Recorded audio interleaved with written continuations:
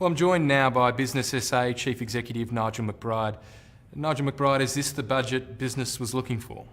Look, it's part of the budget the business was looking for, Nick. Look, let me be positive to start with. Look, the Treasurer has done something that you wouldn't expect a Labor Treasurer to do, and I applaud him for it.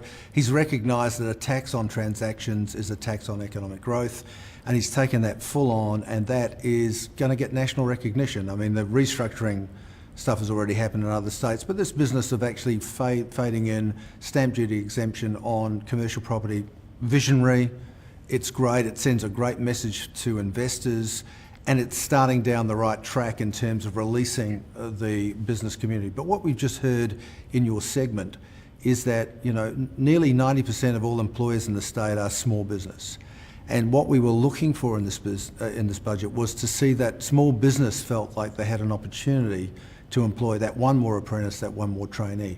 Now, I accept that this budget will create hundreds of jobs, maybe many hundreds of jobs.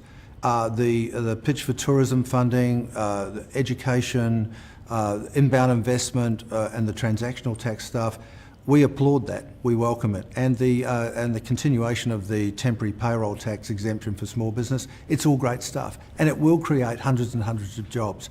The problem is in our state we need to create thousands of jobs. And are you saying that payroll tax concessions would have delivered thousands of jobs if, say, the Treasurer had delivered $600 million worth of payroll tax relief instead of transactional taxes? Look, it's hard to say, and I'm not going to sit here and pontificate on a theory. What we do know is that we're delighted that small business, which we're looking to create most of these new jobs, needed the break of yet another 12 months of temporary tax relief. Now, I appreciate what the Treasurer is saying. Only 10% of businesses pay payroll tax, but they are the big end of town who do all of the large employer. We only have 380 employers who employ more than 200 people. I want to encourage them to employ more in a very tough economic cycle. Very, very quickly, infrastructure. Is there enough infrastructure in this budget? Look, we were hoping for an infrastructure budget. We've come off 5 years of great infrastructure spend. We know that's created jobs. We know it's created a great vision, for example, in the Riverside precinct. This is disappointingly bereft of those big visionary infrastructure projects. We were hoping for that. We were hoping that this would be a budget that would drive economic growth through infrastructure, and it's not there. There are some small projects that will create some jobs.